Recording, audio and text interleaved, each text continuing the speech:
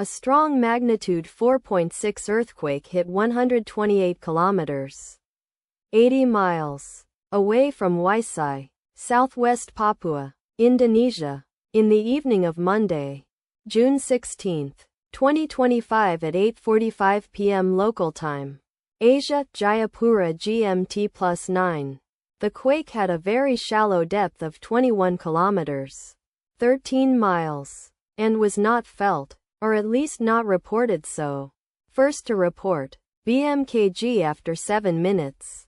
The earthquake occurred 26 weeks after a magnitude 4.8 earthquake had hit on Saturday, December 14, 2024, at 2 p.m. GMT+9 local time, in 77 kilometers, 48 miles, distance to the west.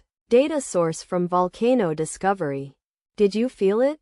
Let us pray. May the earthquake that occurred not affect our brothers and sisters there.